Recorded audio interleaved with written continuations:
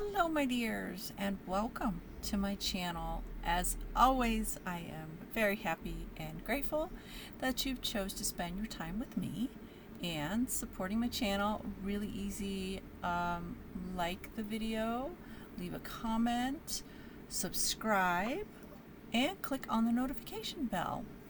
And I hope that you're all doing well, but if not, I do hope things will get better for you soon. But if you want to forget about things for just a little while, join me in meeting 1928 Steamboat Arcana Tarot. And this deck was created by Mark Smith and Anjana. What was her last name? Sukumary. And illustrated by Lisa Kubja. I hope I said that right.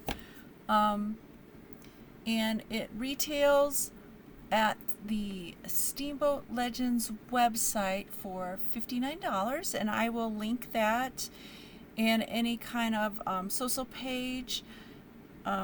This was a Kickstarter deck, and at that time they were doing a combination, so they were offering the Gancho's Arcana 1928 and this one on the Kickstarter, so I took advantage of it, and I did a video on this one previously, so if you want to check that out too. And the deck is inspired by the Steamboat Willie animated short.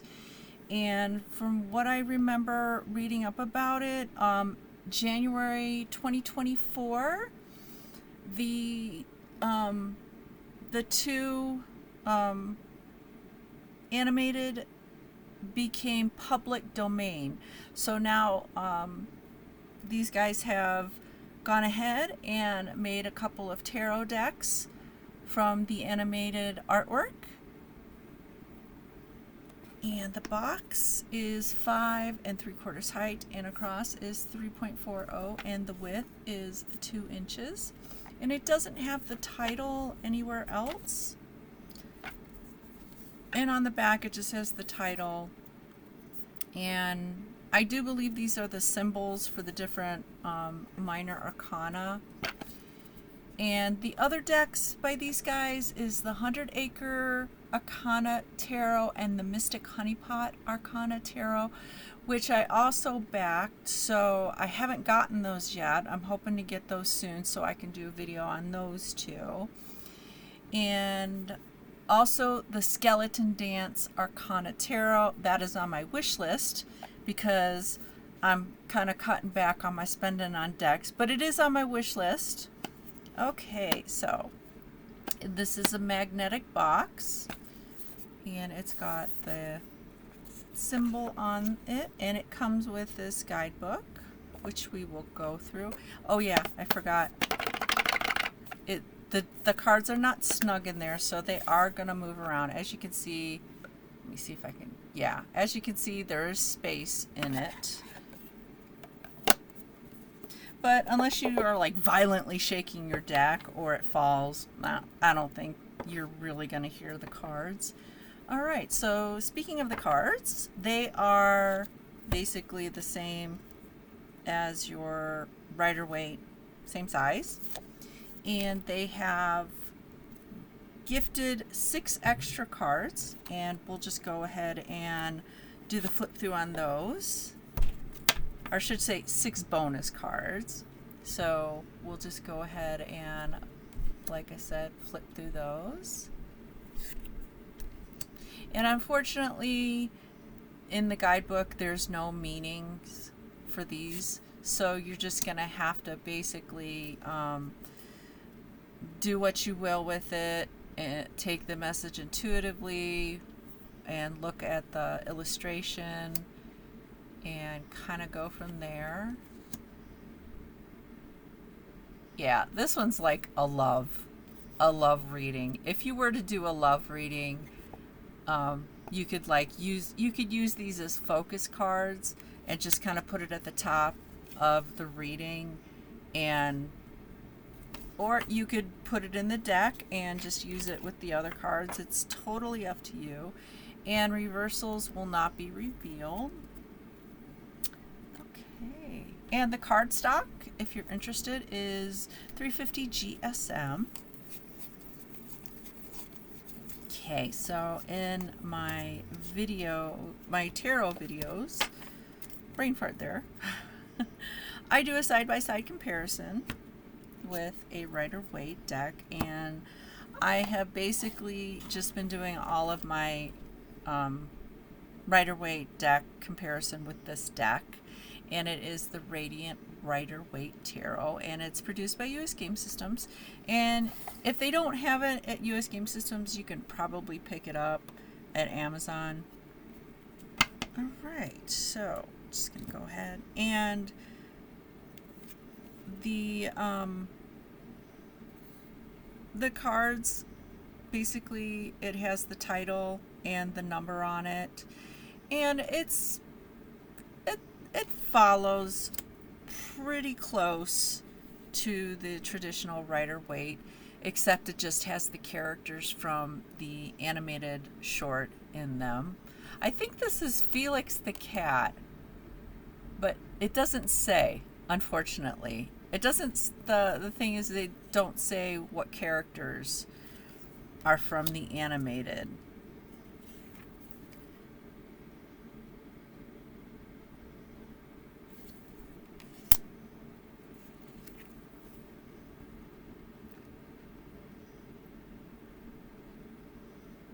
And I like the way that Minnie and Mickey used to look like. They kind of looked like polished. I don't know if that makes any sense, but yeah, I like the older illustrations of Mickey and Minnie.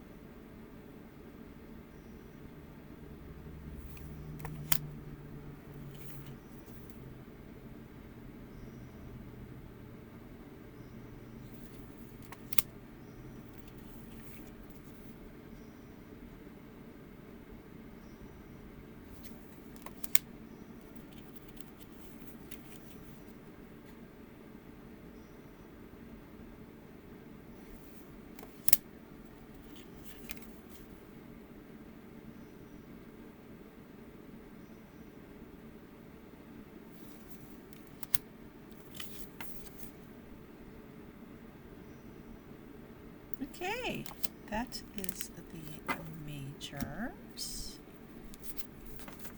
And then we're going to go into the cups.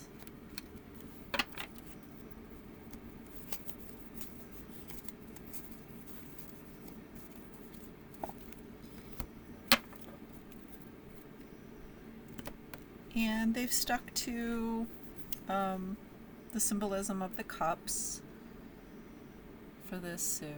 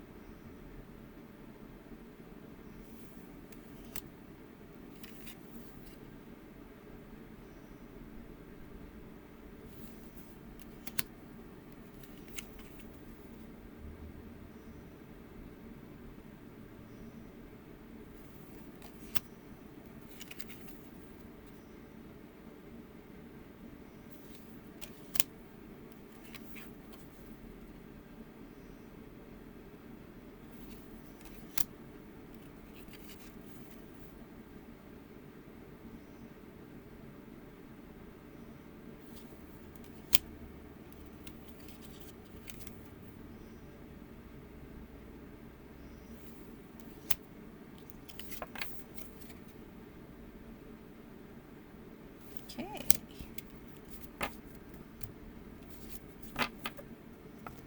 Then we have the Pentacles, and in this suit we have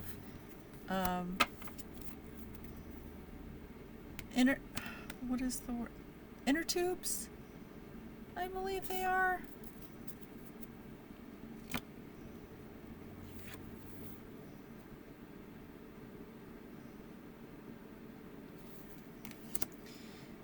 Yeah, the little tubes that you go like to the water park with, or you go down the stream with.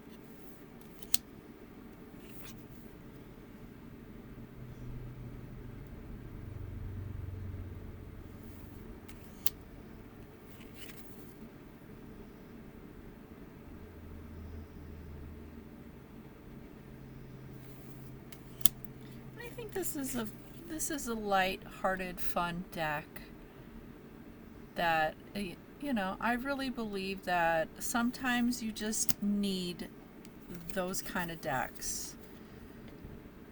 You just need something that's not so heavy or so deep, or just something that just brings a little smile to your face.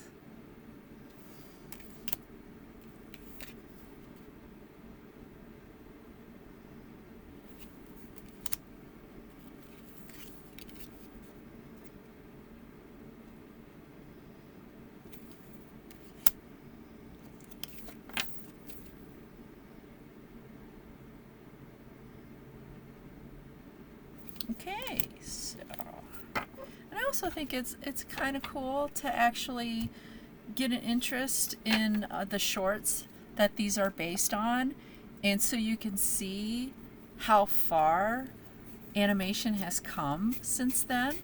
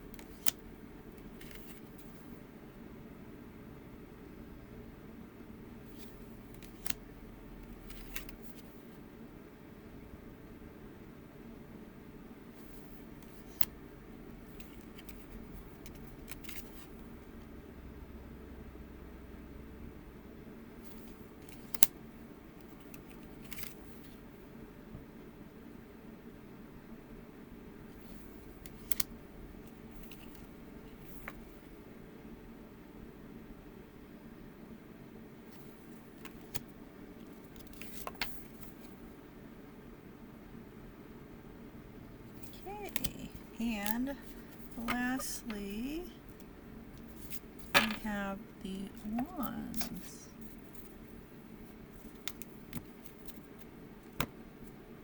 And these are wands.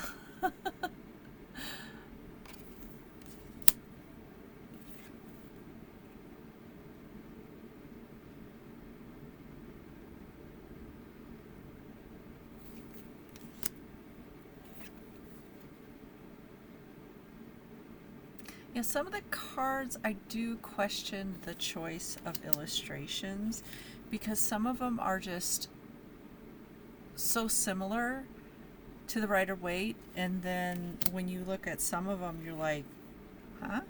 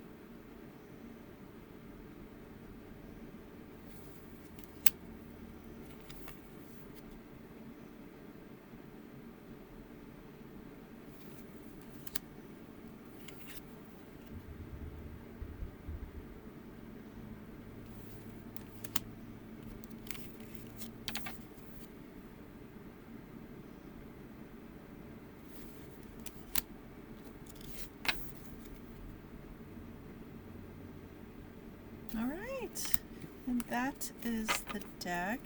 And yeah, I kind of noticed that some of the wands are kind of like illuminated, kind of like showing fire, I guess, the element. I don't know. So the cardstock is similar to the Gancho's Arcana. It's flexi bendy. It is a little on the thin side, but I don't think it's going to rip on you or anything like that. All right, so let's go ahead and look at the guidebook, and we start off with the content pages, I should say.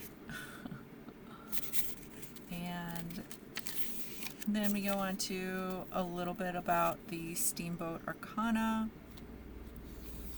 and the tarot, a little bit of background on that. Then we have some spreads. We have a 3-card spread, a Celtic cross spread, one daily relationship spread, a horseshoe spread, elemental spread, and then we go into the major with a little background on what the majors are about. And we have a black and white card, and we have the title, we have the upright keywords, reverse keywords, then we have an upright and a reverse meanings. And then when we get to the minor, we have a little explanation about that and the court cards. Then we're introduced to the each suit page, and it gives you a little background on about the cups. And in this guidebook, basically it's given the same amount of attention. It's not like in a lot of guidebooks that I see, the majors get the bigger definition of the card, and then when you get to the Ace of Cups, you get keywords, or you get maybe a little bit of a paragraph, or maybe a paragraph, and then that's it. But they did differently in the two decks. They gave you more as the same as the majors, which is nice.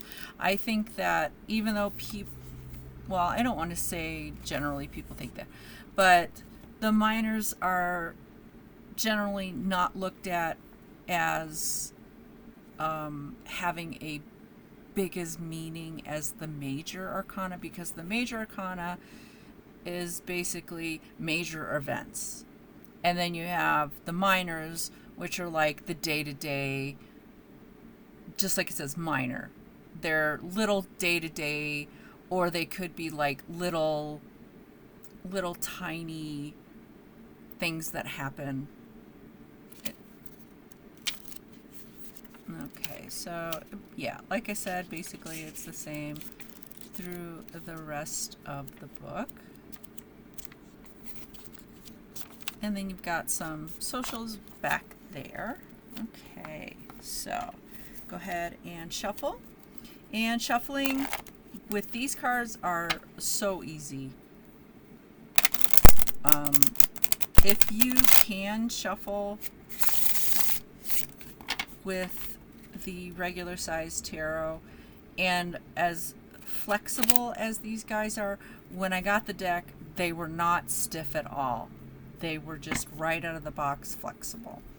So you can shuffle the poker rifle shuffle, as they call it. You can do the overhand. There's no right or wrong way to shuffle. You can cut them into different piles. Whoops. And just collect them that way.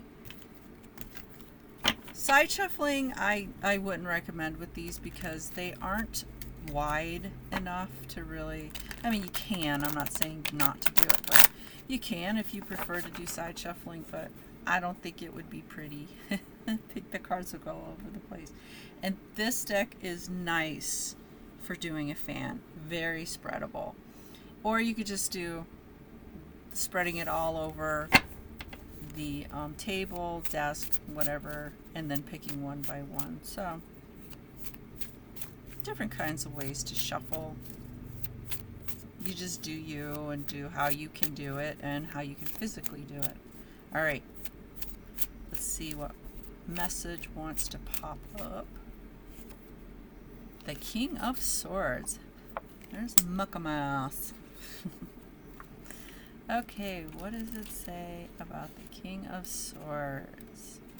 Okay, keywords: leadership, authority, intellect. Keywords in reverse: tyranny, abuse of power, and intellectual arrogance. The King of Swords embodies leadership, authority, and intellectual prowess. He is a symbol of strength and decisive leadership, capable of making precise, sound judgment. It signifies a time of assertiveness and the ability to lead with authority and wisdom. Your fortune is intimately connected to your ability to make informed decisions, uphold your principles, and inspire others through your leadership. It is a reminder to trust your capabilities and assert yourself confidently on your path to success. In reverse, the King of Swords may indicate tyranny, abuse of power, or intellectual arrogance. You may be exerting your authority in a way that is oppressive or disregarding the input of others. It's crucial to lead with humility and consider the perspectives of those you lead. Yeah. Okay. So it could be a person or it could be a message. The court cards are more than one meaning. I think that's what trips a lot of people up when they read for them. And also, if you do astrology, the swords are air signs. So you could be coming in contact with an air sign, depending on which one it is. And if you need clarifiers to kind of indicate what kind of contact it is, it could be a love interest, or it could be partnership. It could just be a friend. You know, it could be anything. And also it could be mastery of emotions, because kings are typically known as mastery of that certain element. Like cups, King of Cups means that you can control your emotions. You're not an emotional wreck, or you need to control your emotions. It just means that you are in control of your emotions. You're not, what's the best way to put it? I guess just like out of whack and stuff like that. Wands, King of Wands means that you are in control. You are aggressive. You're assertive. You're, dominating things. And Pentacles, money, finance, material things. It's you're in control of those types of aspects. Or it could mean that you need to work on all of those. So the clarifiers are going to be your friend when it comes to certain cards. But that's all I have for this deck. If you have this deck, let us know how it's working out for you, or if you bought it after watching my video, please let me know. I'm always interested to know that I've brought you a new deck in your life that you didn't know existed, or you were just curious about and you wanted to know if it was worth spending your money. Because decks, oh my goodness, they are some of these decks are so expensive now, and it's gone crazy. And then the shipping, and if you have to pay duty tax or anything like that, it can be addicting. And please don't go into debt. I need to live by that myself, because I did for a little bit there. I went over my head and went into debt, accumulating decks, and I have struggles with collecting decks, but I'm getting better. I'm getting more mindful with my purchases, and I hope that my videos help you guys to become more mindful with how you spend your money. And there are some decks that you're gonna go, ew, no, that's a big no for me. And there are some decks that you're gonna fall in love with after you see them. So I really hope I help you guys out. And once again, thank you so much for spending your time with me, and I hope that you will join me with a future video. Until next time, take care and goodbye, my dears.